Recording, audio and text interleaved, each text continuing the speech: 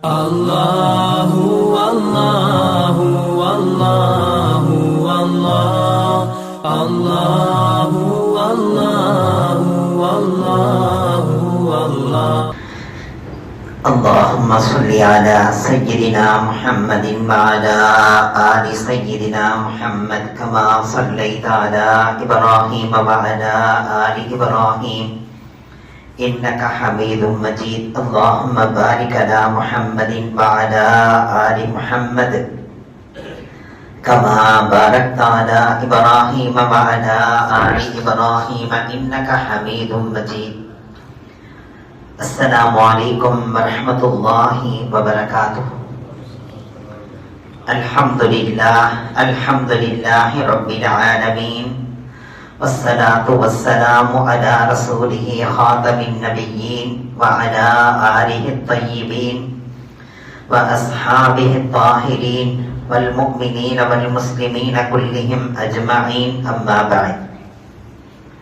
فقد قال الله تعالى في كلامه القديم الفرقان المجيد: أعوذ بالله من الشيطان الرجيم بسم الله الرحمن الرحيم ومن أعرض عن ذكري فإن له معيشة ضنكا ونحشره يوم القيامة أعمى. قال النبي صلى الله عليه وسلم: النوم بعد الصبح يورث الفقر والنسيان. صدق الله العلي العظيم وصدق رسوله النبي الكريم ونحن على ذلك من الشاهدين والشاكرين والحمد لله رب العالمين. அன்பிருந்த பெரியோர்களே, அருமை சகோதரர்களே, ரஜபு மாதத்தின் 3வது வாரத்திலே நாம் எல்லாம் ஒன்று கூடியிருக்கிறோம். கடந்த ஜும்ஆவிலே மனிதனது வாழ்க்கையிலே வளமாக வாழ வேண்டும், ஃபக்ரு ஃபாஹா இல்லாமல் வாழ வேண்டும், ஏழ்மை இல்லாத வாழ்க்கை வாழ வேண்டும், சுபிட்சமான வாழ்க்கை வாழ வேண்டும் என்றால் நபிகள் நாயகம் ஸல்லல்லாஹு அலைஹி வஸல்லம் அவர்கள் கற்றுத்தந்த பல்வேறு ஒழுக்க நெறிமுறைகளை ஹரத் அலி ரலியல்லாஹு தஆலா அன்ஹு அவர்களின் மூலமாக, இன்னும் பல சஹாபிகளின் மூலமாக நம் வரையிலும் வந்திருக்கும் பல்வேறு செய்திகளை ஞாபகப்படுத்தினேன்.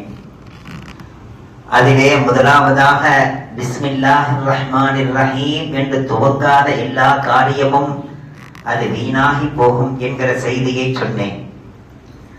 அதோடு பல்வேறு விளக்கங்களையும் முன்வைத்திருக்கிறேன்.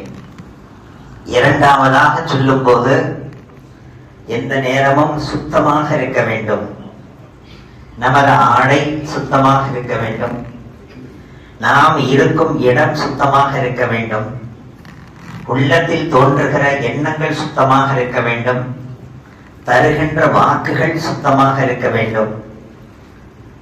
மனிதனது வாழ்க்கையிலே அசுத்தங்கள் ஏற்படுகிற போதுதான் அவன் மலக்குகளுடைய ரஹ்மத்துடைய பார்வையிலிருந்து அவன் தூரமாகி விடுகிறான்.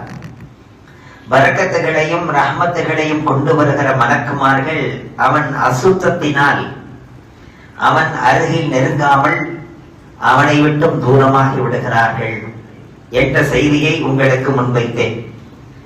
அதை தொடர்ந்து பல்வேறு செய்திகள் இருப்பதாக கூறியிருந்தேன். இன்றைய ஜும்ஆவிலே அல்லாஹ் எவ்வளவு நாடுகிறானோ அத்துணை செய்திகளையும் சொல்லுவேன். மீதமானால் அடுத்த ஜும்ஆவிலேயும் தொடருவேன் இன்ஷா அல்லாஹ்.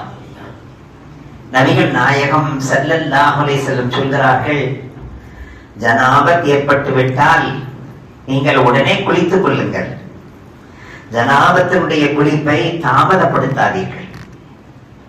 அப்படி தாமதப்படுத்த வேண்டும் என்கிற நிலை இருக்குமானால் என்ன செய்ய வேண்டும்? அன்னை ஆயிஷா ரலியல்லாஹு தஆலா அன்ஹா சொல்கிறார்கள், நபிகள் நாயகம் ஸல்லல்லாஹு அலைஹி வஸல்லம் அவர்கள் இரவின் முன்பகுதியிலே அவர்களுக்கு ஜனாபத் நிகழ்ந்து விட்டால் உடனுக்குடனே குளிக்காமல் இரவின் கடைசி பகுதியிலே குளிக்கலாம் என்பதற்காக நபி அவர்கள் உறங்க நாடினால் ஒது செய்துவிட்டு உறங்குவார்கள்.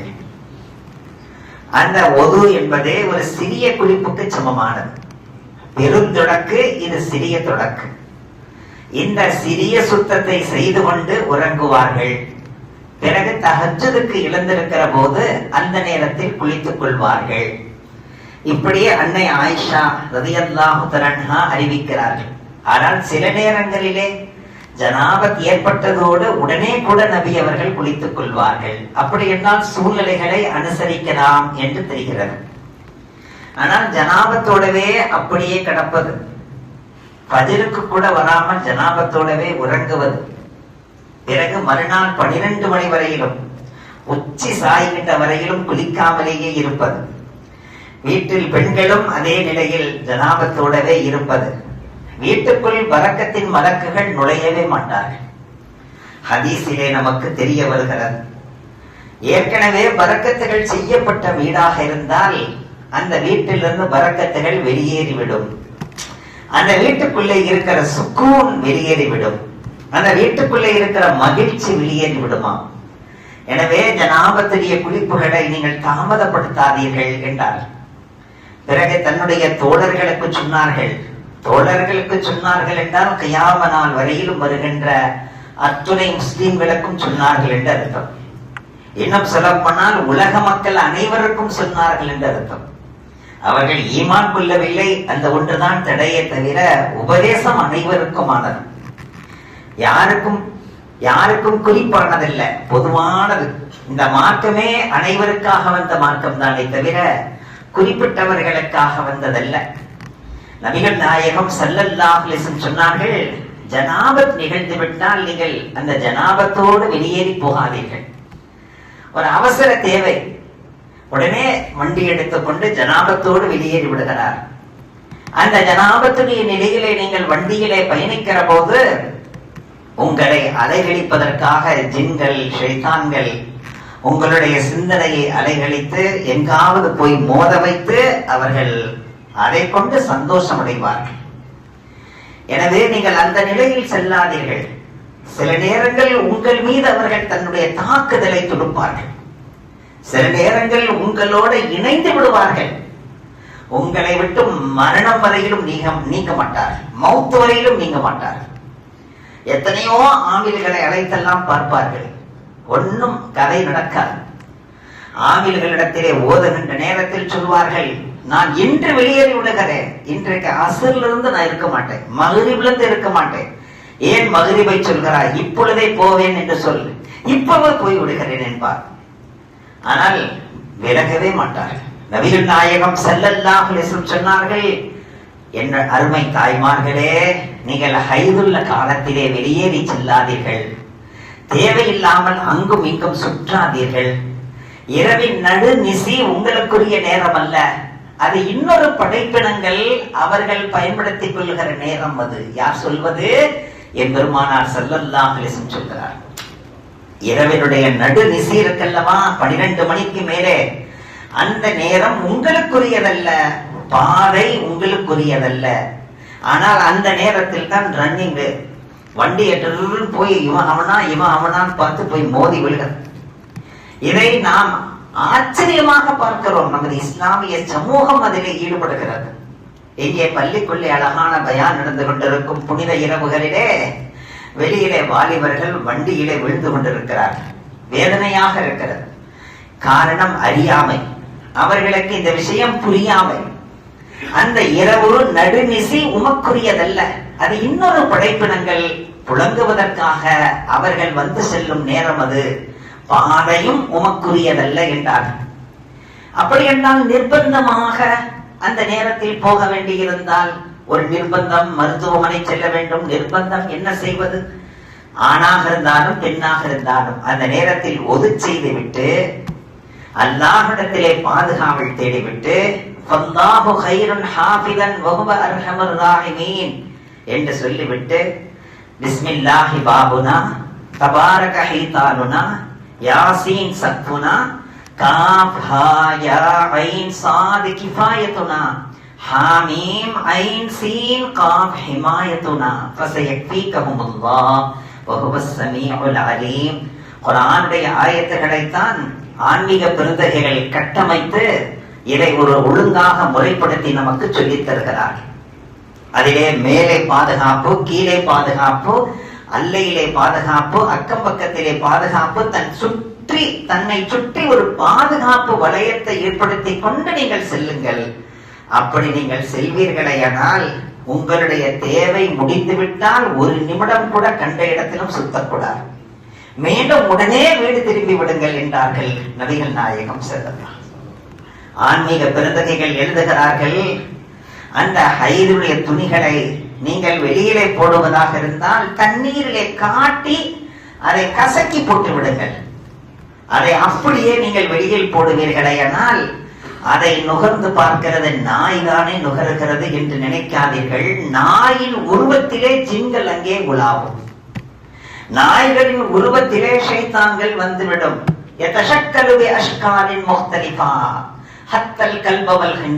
நபிகள் நாயகம் ஸல்லல்லாஹு அலைஹி வஸல்லம் சொன்னார், எந்த உருவம் வேண்டுமானாலும் அவைகள் உருவெடுத்து வரலாம்.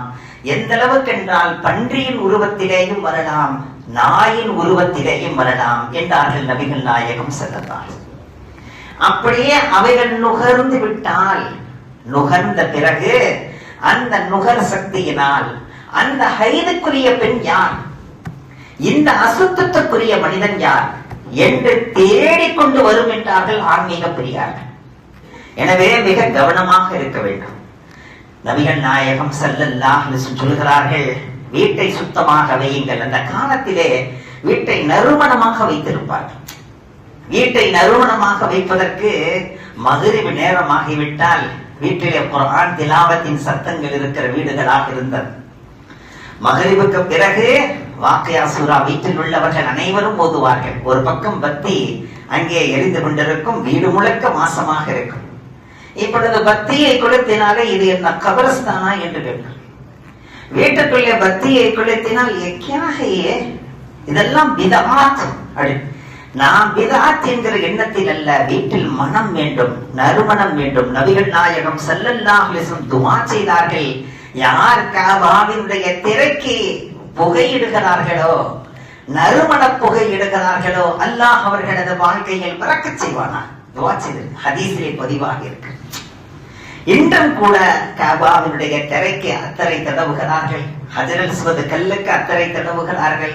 பிறகு புகை, அழகான நறுமணத்தினுடைய புகைகளை அதற்கு காட்டுகிறார்கள். நறுமணம், நறுமணம் என்பது மலக்குகளை வரவழைக்கின்ற ஒரு அழகான தருணம். ஆனால் இன்று அதெல்லாம் வீடுகளிலே இல்லாமல் போய்விட்டது. நறுமணம் என்றால் அதற்கு அத்தரை பயன்படுத்தலாம், அன்றைய தினத்துக்கு மாற்றமாக செயல்பட வேண்டும் என்றால் அத்தரை பயன்படுத்தலாம். நறுமணம் நிகழ வேண்டும், நறுமணம் கமழ வேண்டும், அவ்வளவுதான். வெறும் நறுமணம் கமழ்ந்தால் மட்டும் பத்தாது, அந்த நறுமணத்துக்கு உயிரூட்டக்கூடியது எது?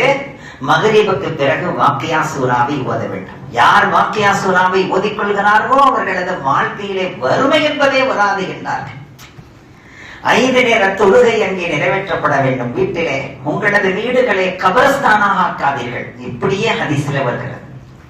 உங்களது வீடுகளை அடக்க ஸ்தலங்களாக ஆக்காதீர்கள். என்ன அர்த்தம்? அடக்க ஸ்தலங்கள் எப்படி? எந்த வகையான குர்ஆன் திலாவத்தும் இல்லாமல் உள்ளே சென்றவர் ஓத முடியுமா? உள்ளே சென்றவர் ஏதேனும் திக்ர் செய்ய முடியுமா? உள்ளே சென்றவர் தொழ முடியுமா? எல்லாமே முடித்து விட்டது. நன்மைகள் தரப்படுகிற இடம், கேள்வி கணக்குகள் கேட்கப்படுகிற இடம். அப்படி உங்களது வீடுகளை ஆக்காதீர்கள். வீடுகள் தொழுகையுள்ள இடமாக ஆக்குங்கள், இபாதத்துள்ள இடமாக ஆக்குங்கள், திக்ர் உள்ள இடமாக ஆக்குங்கள். 5 நேர தொழுகை, வலீஃபா, இதையெல்லாம் வீட்டுக்குள்ளே செய்கிற போது பேரன் தொழ ஆரம்பிப்பான், பேத்தி தொழ ஆரம்பிப்பான். வீட்டில் உள்ள அனைவரும் தொழுகையாளிகளாக மாறுவார்கள். அவர்களது உள்ளத்திலே அந்த அச்சம் ஏற்படும். எனவே பருவை பள்ளியிலே தொழுங்கள், நவாபில்களை வீட்டிலே தொழுது கொள்ளுங்கள், சுன்னத்துகளை வீட்டில் தொழுது கொண்டு வாருங்கள் என்றெல்லாம் நபி அவர்கள் ஆர்வம் ஒட்டி இருக்கிறார். காலையிலே யாசினை ஓதுங்கள், நறுமணத்தை வீட்டுக்குள்ளே கமழ விடுங்கள், நல்ல முறையிலே புகையிலே நல்ல ஒரு வாசனை புகையை ஏற்படுத்துங்கள். அதெல்லாம் எந்த வகையிலும் பிதஅத் அல்ல. எண்ணங்களும் அக்கீதாவும் சிறப்பாக இருந்தால் அதெல்லாம் பிதஅத்தாக ஆகாது. எண்ணங்கள் சரியாக இருக்க வேண்டும். ஏனென்றால் ஒரு சிலருடைய எண்ணம் இருக்கிறது, இந்த புகையை போடுகிற போது, சாம்பிராணியை போடுகிற போது அத்துணை அம்பாத்துகளும் இறந்துவிட்ட ரூகுகள் எல்லாம் வருகிறார்கள் என்கிற எண்ணமோ, அவர்கள் வர வேண்டும் என்பதற்காகத்தான் போடுகிறேன் என்கிற எண்ணமோ இருந்தால் இது பொது அக்கீதா. இந்த அக்கீதா இருக்கக்கூடாது. இந்த எண்ணம் இது தீய எண்ணம். இதற்கு எந்த சான்றுகளும் கிடையாது, இதற்கு எந்த அசலும் கிடையாது. ஹதீசுகளிலே வீட்டை கமழ விடுவதற்காக நறுமணம் கமழ வேண்டும் என்கிற எண்ணத்திலே போட்டால் அதிலே எந்த தடையும் இல்லை. எந்த வீட்டிலே காலையிலே ஃபஜ்ருக்கு பிறகு யாசீன் சூரா ஓதப்படுகிறதோ அந்த வீட்டினுடைய எல்லா பிரச்சனைகளையும் அல்லாஹ் தன் பொறுப்பில் எடுத்துக் கொள்கிறான். நபிகள் நாயகம் ஸல்லல்லாஹு அலைஹி வஸல்லம் இன்றைய காலை ஃபஜ்ர் தொழுகைக்கு பிறகு இதைத்தான் முக்கிய செய்தியாக சொன்னேன். மனிதனது வாழ்க்கையிலே ஒரு சில சங்கடங்கள், கஷ்டங்கள் எதனால் வந்தது என்று தெரிந்துவிடும். நான் இதை செய்திருக்க கூடாது, நான் தேவையில்லாமல் இதை சிக்கிக் கொண்டேன், எனவேதான் இப்படி பிரச்சனையாகிவிட்டது, தெளிவாக தெரியும். ஒரு சில நேரங்களில் எதனால் இந்த பிரச்சனை வந்ததென்றே தெரியாது. எதற்காக இந்த கவலை எனக்கு வந்தது, ஏன் நான் இந்த பிரச்சனையில சிக்கினேன், என்ன ஆனது எனக்கு, இப்படி எல்லாம் சில நேரங்களில் உண்டாகும். அதற்கு நமக்கு சொல்லித் தருகின்ற அழகான வழிமுறை என்ன தெரியுமா? யாசீன் சூராவை ஓத ஆரம்பித்து விடுங்கள். அந்த யாசீன் சூராவிலே அல்லாஹ் 7 முபீன்களை வைத்திருக்கிறார். ஒவ்வொரு முபீன் வரக்கூடிய நேரத்திலேயும் 7 தடவை லீலாஹு குரைஷ் என்கிற சூராவை ஓதிக்கொள்ளுங்கள். எல்லாமே குர்ஆனைத்தான் ஓத சொல்லி, மாற்று விஷயங்கள் எல்லாம் இல்லை. ஒவ்வொரு முபீன் வருகின்ற நேரத்திலேயும் நிறுத்தி 7 தடவை குரைஷ் சூராவை ஓதிக்கொள்ளுங்கள். அந்த குரைஷ் சூராவை ஓதி முடிக்கின்ற நேரத்திலே அல்லதி அத்அமஹும் மின் ஜூர் வ ஆமனஹும் மின் கௌஃப், அல்லாஹ் அவர்களுக்கு பசிக்கு உணவளித்தான், அவர்கள் அச்சமாக இருந்தார்கள், பயந்து போயிருந்தார்கள், அவர்களுக்கு பயத்தை தெளிய வைத்து நிம்மதியை தந்தான் என்று அல்லாஹ் சொல்கிறார். அந்த வரி வருகின்ற நேரத்தில் தனக்கு ஏற்படுகின்ற அச்சத்தையும் தனக்கு ஏற்பட்டிருக்கின்ற நிகழ்வையும் நினைத்துக் கொண்டு ஓத வேண்டுமா?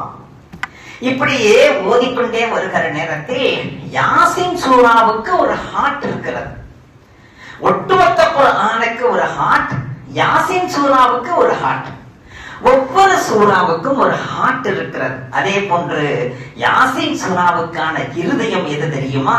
சலாமுன் கௌலம் மிர் ரப்பிர் ரஹீம், சலாமுன் கௌலம் மிர் ரப்பிர் ரஹீம்.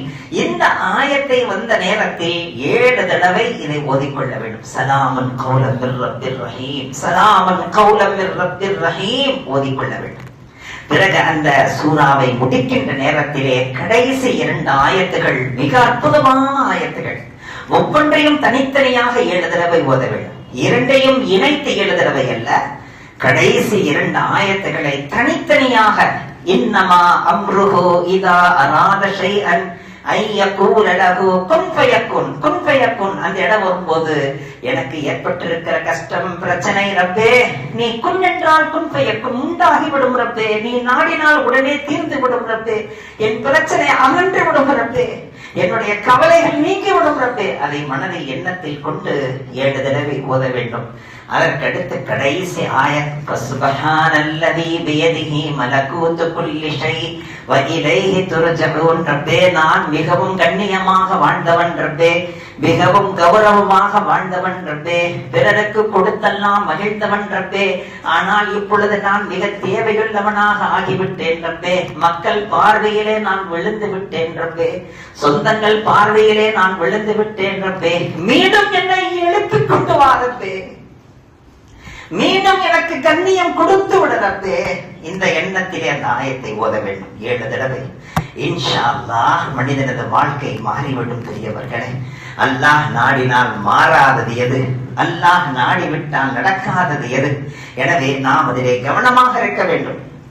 இந்த 5 நேர தொழுகையிலே பெரியவர்களே, பாங்கு சத்தத்தை கேட்கும் பாக்கியத்தை நாம் பெற வேண்டும். பாங்கு சத்தத்தை கேட்தல் என்பது மிகப்பெரிய பாக்கியம். நபிகள் நாயகம் ஸல்லல்லாஹு அலைஹி வஸல்லம் அதற்காகவே காத்திருப்பார்களாம். ஏதோ பாங்கு சொல்ல போகிறார், பிலால் பாங்கு சொல்ல போகிறார், பாங்கு சொல்லும் நேரம் வந்து விட்டது, அதற்காக காத்திருந்து ஹஜ்ரத் பிலால் அல்லாஹு அக்பர் என்று சொன்ன மாத்திரத்தில் உடனே நபி அவர்கள் அல்லாஹு அல்லாஹு ரப்பி லா உஷ்ரிகு பிஹி ஷைஆ என்று சொல்லும் வழக்கம் நபி அவர்களிடத்தில் இருந்ததாம். அல்லாஹு அல்லாஹு ரப்பி, இந்த அல்லாஹ் தான் என்னுடைய ரப்பாக இருக்கிறான், அல்லாஹ் தான் என் ரப்பாக இருக்கிறான், அவனுக்கு நான் எதையும் இணை வைக்கவே இல்லை. லா உஷ்ரிகு பிஹி ஷைஆ, அவனுக்கு நான் எதையும் இணை வைக்கவில்லை. இந்த வாக்கியத்தை சொல்வதற்காகவே அந்த நேரத்தை எதிர்பார்த்து காத்திருப்பார்கள்.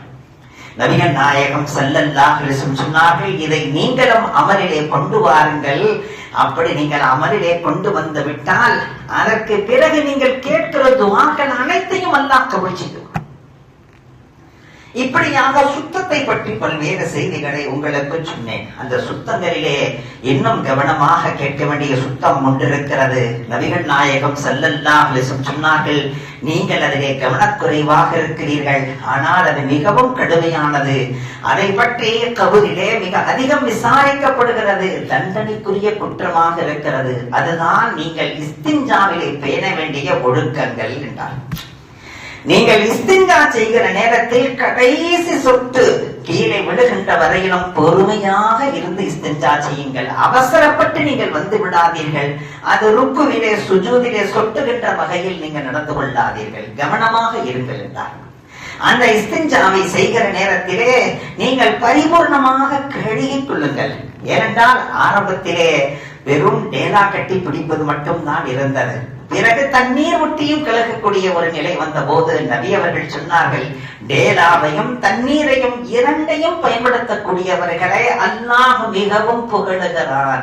இன்னல்லாஹ யுஹிப்புல் முத்தஹிரீன், மிக மிக பரிசுத்தத்தை விரும்பக்கூடியவர்களை அல்லாஹ் விரும்புகிறான். ஃபீஹி ரிஜாலுன் யுஹிப்பூன அன் யததஹரு வல்லாஹு யுஹிப்புல் முத்தஹிரீன், அதிகம் அதிகம் சுத்தத்தை விரும்பக்கூடியவர்கள், அவர்களை அல்லாஹ் விரும்புகிறான் என்ற ஆயத்து வந்த போது நபி அவர்கள் அவர்களை தேடி சென்று நன்மாராயம் சொன்னார்கள். குபா மஸ்ஜிதிலே இருந்த அந்த பெருந்தகைகளை பார்த்து கேட்டார்கள், அல்லாஹ் உங்களை புகழுகிறானே, நீங்கள் என்ன அப்படி செய்கிறீர்கள்?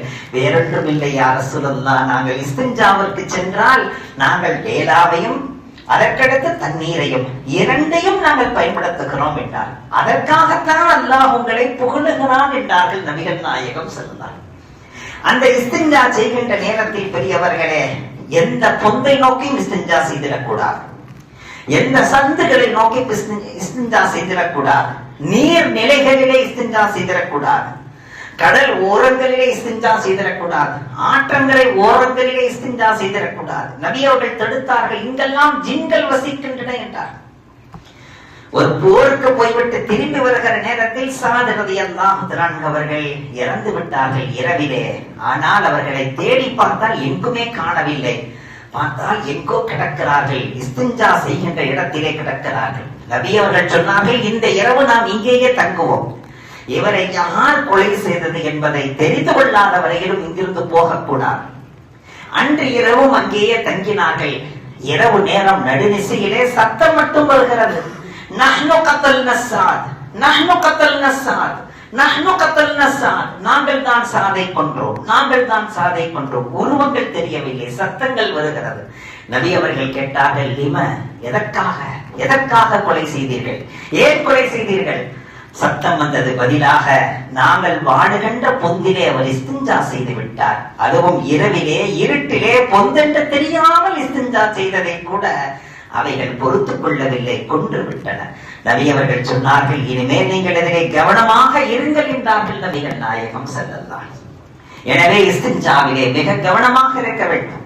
அதே நேரத்தில் நபி அவர்கள் சொன்னார்கள், நீங்கள் சாப்பிடுகின்ற பாத்திரங்களை சுத்தமாக கழுவி வையுங்கள், அதை மூடி வையுங்கள், மூடி இல்லை என்றால் கவிழ்த்து வையுங்கள். இரவு உறங்குவதற்கு முன்பாக பயன்படுத்திய பாத்திரங்களை எல்லாம் சுத்தமாக ஆக்கி வைத்துவிட்டு நீங்கள் உறங்குங்கள். அப்படி இரவிலே சுத்தப்படுத்த முடியாத நிலை ஏற்பட்டால் டிஷ்ஷிலே கொண்டு வந்து போட்டு விடுகிறோம், சேர்ந்து விடுகிறது மலை போன்று.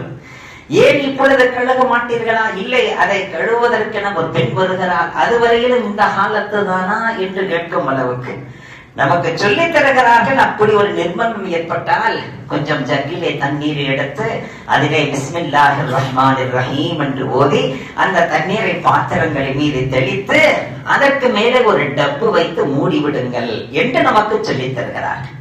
அப்படி நீங்கள் மூடாமல் விட்டிருப்பீர்களேயானால் நபிகள் நாயகம் ஸல்லல்லாஹு அலைஹி வஸல்லம் சொல்கிறார்கள், ஜின்களும் ஷைத்தான்களும் அதற்குள்ளே இறங்கி ஏறிவிடும். ஹதீஸிலே வருகிறது, அவைகள் இறங்கி ஏறிவிடும், தன் எச்சிலை துப்பிவிடும் என்றெல்லாம் வருகிறது ஹதீஸிலே. எனவே மிக கவனமாக இருக்க வேண்டும். பாத்திரங்களை சுத்தமாக வைத்துக் கொள்ள வேண்டும். நபி அவர்கள் சொன்னார்கள், எத்தனை தடவை நீங்கள் கழுவிய பாத்திரமாக இருந்தாலும் சரி, மீண்டும் புழங்கும் நேரத்திலே ஒரு தடவை கழுவிக் கொள்ளுங்கள். இப்ப வாங்க கழுகுனது, எத்தனை தடவை கழுவு சொல்றீங்க? இங்க பாருங்க, கழுகிட்டேன் தண்ணி சுட்டதா இல்லையா? வீட்டுல பெண்களோட பெரும் போராக இருக்கிறது. கழுவிய பாத்திரத்தை மீண்டும் கழுவுவதற்கு அவ்வளவு கஷ்டப்படுகின்ற நிலை. அதனால நாமளே எடுத்து கழுவி நாமளே கொண்டு போயிட வேண்டியதான். அதுல தடையேதும் இல்லை. பிறகு அப்படியே பழக்கமாகிவிட்டால் வீட்டிலே அனைவரும் அந்த பழக்கத்துக்கு வந்து விடுவார்கள். எனவே நபி அவர்கள் சொன்னார்கள், நீங்கள் தண்ணீரை எடுத்தால் அந்த தண்ணீரை பார்த்து குடியுங்கள். அந்த தண்ணீரை பார்த்து குடியுங்கள், பார்க்காமல் குடித்து விடாதீர்கள். அந்த தண்ணீரை பார்ப்பதும் சுன்னத். அதிலே மூச்சை விட்டு விடாதீர்கள், அது ஒரு சுன்னத். நீங்கள் வெளியில மூச்சு விட்டு குடியுங்கள், அது ஒரு சுன்னத். 3 விளக்காக குடியுங்கள், அது ஒரு சுன்னத். தண்ணீரை குடித்த பிறகு அந்த தண்ணீரை வீண் விரயம் செய்யாதீர்கள். அந்த தண்ணீர் எவ்வளவு உங்களுக்கு தேவையோ அந்த அளவுக்கு மட்டும் தண்ணீரை பிடியுங்கள். இங்கே தண்ணீரை பிடிக்கிறார்கள், நான் பார்த்திருக்கிறேன். ஒரு கிளாஸ் முழுக்க அப்படியே திருகி விட்டு அப்படியே புடிச்சுக்கிட்டு இருக்க, நல்லா இருக்கீங்களா, உங்களை பார்த்த ரொம்ப காலமாச்சு, இங்க வளர்ந்து தண்ணி ஓடிக்கிட்டு இருக்கு. பிறகு அந்த தண்ணீர்ல 2 முறக்கு குடிச்சிட்டு மிச்சதெல்லாம் கீழே ஊத்துறது. சில நேரங்கள கிளாஸ கழுவி எல்லாம் செஞ்சு அப்புறம் குடிச்சு அந்த தண்ணீர் குடிப்பதற்காக வேண்டி பணம் கொடுத்து வாங்கப்படுகிற தண்ணீர். அதை பாத்திரத்தை கழுவி பிறகு அதிலிருந்து தண்ணீர் எடுத்து மிச்ச தண்ணீரை ஊற்றுகிற நிலை. எங்களது ஆசான் பெருந்தகை அவர்கள் சொல்வார்கள், தண்ணீரிலே யார் பேணுதலை கையாளவில்லையோ அவரது மரண நேரத்தில் அவரை குளிப்பாட்டுவதற்கு கூட தண்ணீர் கிடைக்காமல் போகலாம். அந்த அளவுக்கு தண்ணீரிலே கவனமாக இருக்க வேண்டும். எங்களது ஆசான் சொல்லுவார்கள், நீங்கள் பைத்துல் கலாவுக்கு செல்வீர்கள் என்னால் திருகிக் கொண்டு நீங்கள் பயன்படுத்தாதீர்கள். ஒரு பக்கெட் நிறைந்து விட்டால் முதல் அதை அணைத்து விட்டு அதை புழங்குங்கள். மேற்கொண்டு தேவைப்பட்டால் மீண்டும் திருகிக் கொள்ளுங்கள். திருகண மேலே இருக்கு, இவர் மாட்டு குளிக்கிறார், கழுகுறார். அந்த தண்ணீர் யாருக்குரியது? பைத்துல் மால் அல்லவா? அத்துணை பேருக்கும் உள்ள ஹக் அல்லவா? அதை ஒருவரே தண்ணீரை வீணாக்கலாமா? அதிலே மிக கவனமாக இருக்க வேண்டும். 9 பேர் ஒது செய்ய வேண்டிய தண்ணீரை ஒருவர் ஒது செய்கிறார் என்றால் அது எவ்வளவு பெரிய வீண் விரயம். நபிகள் நாயகம் ஸல்லல்லாஹு அலைஹி வஸல்லம் அவர்களுக்கு அல்லாஹ் உத்தரவிடுகின்றான், நபியே நாயகமே சொல்லுங்கள், சாப்பிட சொல்லுங்கள், பருக சொல்லுங்கள், ஆனால் வீண் விரயம் செய்ய வேண்டாம் என்று சொல்லுங்கள். வீண் விரயம் செய்வது ஷைத்தானின் சகோதரன் என்று சொல்லுங்கள். ஏனென்றால் வீண் விரயம் இருக்கிறதே சாதாரணமானதல்ல. அதென்ன ஷைத்தானின் சகோதரன் என்றால் அவனை சஜ்தா செய்ய சொன்ன நேரத்தில் செய்யாமல் உலகத்தில் உள்ள அத்துணை இடங்களிலும் சஜ்தா செய்தான். அல்லாஹ் சஜ்தா செய்ய என்று சொல்லும் போது செய்யவில்லை. அல்லாஹ் சொன்னான், இது மாதிரி தான் ஒருவன் வீண் விரயம் செய்யக்கூடியவன் எங்கே தேவையோ அங்கே கிடைக்காமல் போய்விடும். எனவே நான் வீண் விரயம் செய்பவனை ஷைத்தானின் சகோதரன் என்று அல்லாஹ் குர்ஆனிலே சொல்லுகின்றான். வீண் விரயம் செய்யக்கூடாது. எவ்வளவு தேவையோ அவ்வளவுதான் உணவு வைக்க வேண்டும். புதார் மாதிரி வச்சு பாதிய மிச்சம் வச்சு அதை யாருமே சாப்பிட முடியாமல் எத்துணை ஏழை குழந்தைகள் பட்டினியில வாடுகிறார்கள் தெரியுமா? எத்துணை ஊர்களிலே கையிலே பாத்திரத்தை வைத்துக் கொண்டு பகல் முழுக்க தவிக்கிறார்கள். அதற்குள்ளே எதுவுமே விழுவதில்லை. அழுது கண்களிலிருந்து வடிந்த கண்ணீர் மட்டும்தான் உள்ளே விழுகிறார்கள். எத்தனை ஊர்கள் ஏழை வாழைகளாக வாழ்கிறார்கள். 1 நாள் 2 நாள் அல்ல, வருடம் முழுக்க ஏழைகளாக இருக்கிறார்கள். என்றாவது ஒரு நாள் உணவு கிடைக்கிறது, அதுவும் தட்டு மாறி கிடைக்கிறது. தங்க இடம் இல்லை, ஒதுங்க அபயம் இல்லை, உடுத்த உடை இல்லை, உண்ண உணவில்லை. எத்துணை மக்கள் கஷ்டப்படுகிறார்கள், நினைத்து பார்க்க வேண்டும். ஆனால் இங்கே நம்முடைய நிலை என்ன? நல்ல முறையில் வீடுகளிலே உணவே கிடைத்தாலும் விதவிதமாக சமைத்து தந்தாலும் இதெல்லாம் பற்றாது. நம்ம இந்த தடவை எந்த ஹோட்டல் போகலாம், இன்னைக்கு நம்ம எந்த ஸ்டார் ஹோட்டலுக்கு போகலாம், நாம இப்படி ஒரு குரூப்பா போய் சாப்பிட்டா அது எவ்வளவு நல்லா இருக்கும். உடனே குரூப்பாக போய் அங்கே உட்கார்ந்து இருக்கிறத 10 பேர்ல யாராவது ஒருத்தர் தலையில அப்படியே எல்லா சுமைகளையும் அந்த ஒரு தலையில நிமித்தி அந்த ஒருவரே அதற்கெல்லாம் பணம் கட்ட சொல்லி வாங்கிய உணவுகளை சாப்பிட முடியாமல் வீணாக்கி விட்டு வருகின்ற நிலை. அதிலே செலவு செய்யப்படுகின்ற பணத்திலே ஒரு 5 நபர்களுக்கு ஒரு மாதத்துக்கான செலவுக்காக தரப்பட்டால் குடும்பமே நடத்தி விடுவார்கள். அந்த பணத்தை வீணடித்து விடுகின்ற நிலை இருக்கிறது என்றால் அல்லாஹ்வின் கோபம் ஏற்படுமா இல்லையா? அல்லாஹ் ஒரு கட்டத்திலே என்ன ஆக்குவான்? ஒரு கவலம் உணவை கூட உண்ண முடியாமல் ஆக்கி விடுவான். எனவே மிகவும் கவனமாக இருக்க வேண்டும் பெரியவர்களே. அல்லாஹ் தருகின்ற நியமத்துகள் இந்த பணங்காசுகள். அந்த பணங்காசுகளை சம்பாதிக்க எவ்வளவு கஷ்டப்படுகிறோம். அந்த காசுகளை பேணுதலாக பாதுகாத்து வைப்பதில்லையா? அதை மிக அழகான முறையில் கொண்டு போய் ஹக்தார்களுக்கு சேர்க்க வேண்டும் அல்லவா? அது எத்தனை ஏழைகளுக்கான பணம் நம்மிடத்தில் எல்லாம் தந்திருக்கிறார். எல்லாமே நமக்குரியதல்ல. யார் யாருக்கு போய் சேர வேண்டுமோ அவர்களுக்கெல்லாம் போய் சேர வேண்டும். அப்படி சேர்ந்தால் தான் நாம் நிம்மதியாக இருக்க முடியும். எனவே நான் நபி அவர்கள் சொன்னார்கள், ஏழைகளை விரட்டி விடாதீர்கள், ஏழைகளை கடிந்து விடாதீர்கள், வீட்டுக்கு வருகின்ற விருந்தாளிகளை முகம் சுளித்து விடாதீர்கள். அவர்கள் தங்களின் உணவை தாங்களே கொண்டு வருகிறார்கள். அவர்கள் வந்து செல்வார்கள் எனால் உங்களது வீட்டுக்கு வறுமையே வராது. எனவே அவர்களை நீங்கள் எந்த வகையிலும் துன்புறுத்தி விடாதீர்கள், ஏழைகளை விரட்டி விடாதீர்கள் என்றார்கள். ஏனென்றால் அந்த ஏழைகளின் மூலமாகத்தான் உங்களுக்கே உணவு தரப்படுகிறது. ஹல் துன்சரூன வ துர்ஸகூன இல்லா பிதுஃபாயிக்கும். உங்களுக்கு உதவி செய்யப்படுகிறதா? உங்களுக்கு உணவு தரப்படுகிறதா? உங்களுக்கு கீழே இருக்கக்கூடிய வயோதிக தாய் தந்தையர்கள், உங்களுக்கு கீழே இருக்கக்கூடிய பலகீனமான உங்களது பிள்ளைகள், உங்களுக்கு கீழே வேலை பார்க்கக்கூடிய வேலையாட்கள், அவர்களுடைய துஆவை கொண்டுதான் உங்களுக்கே உணவு தரப்படுகிறது. எனவே அவர்களை மனதை கஷ்டப்படுத்தி விடாதீர்கள், அவர்களது மனதை சஞ்சலப்படுத்தி விடாதீர்கள், அவர்களை ஏளனமாக பார்த்து விடாதீர்கள், ஏழைகளை விரட்டி விடாதீர்கள், கவனமாக இருங்கள் என்றார்கள் நபிகள் நாயகம் ஸல்லல்லாஹு அலைஹி வஸல்லம். எனவே வீண் விரயத்தை நாம் செய்துவிடக் கூடாது பெரியவர்களே. மிக கவனமாக இருக்க வேண்டும். நபி அவர்களிடத்திலே சஹாபிகள் வந்து சொன்னார்கள், யா ரசூலல்லாஹ், சமைப்பதற்கு முன்பாகவே இறைச்சிகளை அறுத்து வைப்பது, ஆடுகளை அறுத்து வைப்பது, கோழிகளை அறுத்து வைப்பது, இதை பற்றி என்ன சொல்கிறீர்கள்?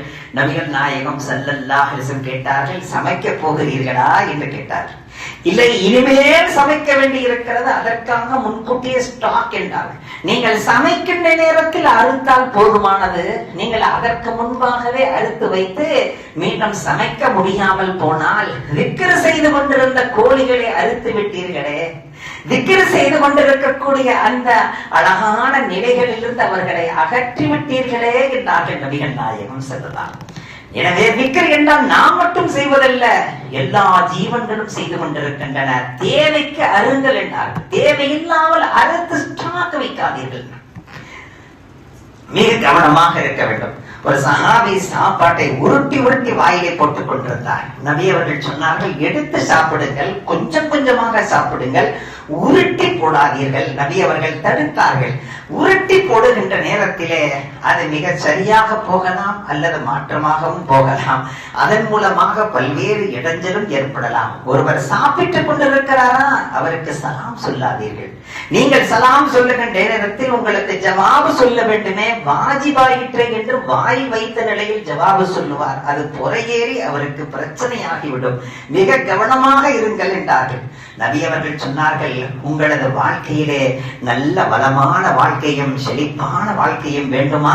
கவனமாக இருங்கள். அந்த கவனத்தை நான் உங்களுக்கு தருகிறேன் என்று சொல்லி சொன்னார்கள், உங்களுடைய தாய் தந்தையர்களுடைய உறவை நீங்கள் முறித்து விடாதீர்கள். உங்களுக்கும் தாய் தந்தையர்களுக்கும் மத்தியில் உள்ள ஒரு நிஸ்பத் இருக்கல்லவா, அந்த பந்தம், அந்த பந்தத்திலிருந்து எவன் வெளியே வந்து விடுகிறானோ, அவன் எத்தனை இபாதத் செய்யக்கூடியவனாக இருந்தாலும் சரி, அவன் எவ்வளவு டேலண்ட் உள்ளவனாக இருந்தாலும் சரி, அவனது வாழ்க்கை ஜொலிக்காது என்றார்கள் நபிகள் நாயகம் ஸல்லல்லாஹு. அவனது வாழ்க்கை ஜொலிக்காது. காரணம், தாய் தந்தையர்களுடைய உறவிலிருந்து, அந்த ரிஷ்டாவிலிருந்து அவன் அதை ஒழித்துக் கொண்டு முறித்துக் கொண்டு வெளியே வந்தவன், அவர்களை தவிக்க விட்டவன். அவர்களை தெருவில் விட்டவன், அவர்களை தங்குவதற்கான இடம் தராதவன், அவர்களுக்கான உணவுக்கான ஏற்பாடு செய்யாதவன், ஏன் சில நேரங்களில் சொத்துக்காக வேண்டி தாய் தந்தையர்கள் மீது கேஸ் போடக்கூடியவர்களை எல்லாம் நாம் பார்க்கிறோம். மிகவும் வேதனையாக இருக்கிறது. இது முதல் விஷயம். இரண்டாவது சொன்னார்கள், உங்களது இரத்த பந்தங்கள், உறவுகள் இருக்கல்லவா, சொந்தங்கள், அவர்களை நீங்கள் முறித்துக் கொள்ளாதீர்கள். அப்படி நீங்கள் முறித்துக் கொள்வீர்களே ஆனால் அல்லாஹ் உங்களுக்கு தந்திருக்கிற நியாமத்துகள் அவனுக்கு தரவும் தெரியும், எடுக்கவும் தெரியும். கவனமாக இருக்கின்றன. இனி மூன்றாவது சொன்னார்கள், உங்களை வழிநடத்தக்கூடிய ஒரு நல்ல நண்பன் கிடைத்தால், அந்த நண்பன் ஆசான்களாக இருக்கலாம், ஷேகுகளாக இருக்கலாம், அல்லது நம்முடைய வயதில் மூத்த நமது குடும்பத்தில் உள்ளவர்களாக இருக்கலாம், யாரேனும் ஒருவர் உங்களுக்கு மிகவும் தொடர்பில் இருந்தால் அந்த நண்பருக்கு என்ன விளக்கம் சொன்னார்கள் தெரியுமா? நீ அல்லாஹ்வை மறந்திருக்கும் நேரத்தில் உனக்கு அல்லாஹ்வை நினைவுபடுத்தக்கூடியவராக இருக்க வேண்டும். நீ அலங்கோலமான வாழ்க்கை வாழ துணிந்தால் உன்னை தட்டி உன்னை சுதாரிக்க வைப்பவராக இருக்க வேண்டும். அவர்தான் நண்பர். செய்கின்ற தவறுகளை எந்த வகையிலும் சுதாரிக்க வைக்கவில்லை என்றால் அவர் நண்பர் அல்ல. நீர் அல்லாஹ்வை மறந்திருக்கும் நேரத்தில் உனக்கு அதை நினைவுபடுத்தவில்லை என்றால் அவர் நண்பர் அல்ல என்றார்கள். அப்படி நினைவுபடுத்துகின்ற, நம்மை நல்வழிப்படுத்துகின்ற ஒரு நண்பர் இருந்தால் அவரது உறவை முறித்துக் கொள்ளக்கூடாது, கவனமாக வைத்திருக்க வேண்டும். ஏனென்றால் நாளை கியாம நாளையிலே அந்த நல்ல மனிதருக்கு அல்லாஹ் சுவனத்தை தந்து விடுவான். அவர் சுவனத்துக்குள்ளே போகும்போது சொல்லுவாராம், யா அல்லாஹ், சுவனம் நன்றாகத்தான் இருக்கிறது, ஆனால் என்னுடைய நண்பர் ஒருவர் அவரை காணவில்லையே என்று சொல்வாராம். அல்லாஹ் சொல்வானாம், உலகத்திலே நண்பராக இருந்தார் உனக்கு, ஆனால் அவருடைய சில குற்றங்களுக்காக வேண்டி நரகத்தில் இருக்கிறார். யா அல்லாஹ், அவர் இல்லாமல் எனக்கு சுவனவே நிம்மதி இல்லை என்பாராம். உடனே அல்லாஹ் சொல்வானாம், உன்னுடைய சிபாரிசுக்காக வேண்டி அந்த நண்பரை நான் நரகத்திலிருந்து வெளியாக்கி உன்னோடு இருக்க வைக்கிறேன் என்று அல்லாஹ் சுவனத்திலேயும் சேர்த்து வைப்பானாம். அப்படிப்பட்ட ஒரு நண்பர்களுடைய தொடர்புகள் இருந்தால் அதையும் நாம் எக்காரணத்தை கொண்டும் துண்டித்து விடக்கூடாது. இவைகளெல்லாம் வாழ்க்கையிலே பலமான வாழ்க்கை வாழ்வதற்கான காரணங்கள். இது மட்டுமல்ல பெரியவர்களே, இன்னும் நிறைய செய்திகள் நபி அவர்கள் சொல்கிறார்கள். இன்ஷா அல்லாஹ் நினைவுபடுத்துவேன். வல்ல ரஹ்மான் சொன்னதை கொண்டும் கெட்டதை கொண்டும் அமல் செய்யும் பாக்கியத்தை எனக்கும் உங்களுக்கும் வாரி வாரி வழங்கிடுவானாக. அன்பிருந்த பெரியோர்களே, பள்ளிவாசலுடைய அந்த தலைக்கட்டு வரிசையிலே சேருவதற்காக வேண்டி ஃபார்ம் தரப்பட்டது. அநேக அன்பர்கள் ஃபார்மை பெற்று சென்றார்கள், ஆனால் மீண்டும் அது திரும்ப வரவில்லை. அந்த ஃபார்மை பூர்த்தி செய்து வந்து தாருங்கள், பதிவு செய்து கொள்வதற்கு ஏதுவாக இருக்கும். ஆகிரு தாவானா அனில் ஹம்துலில்லாஹி ரப்பில் ஆலமீன். அஸ்ஸலாமு அலைக்கும் வரஹ்மத்துல்லாஹி வபரகாத்துஹு.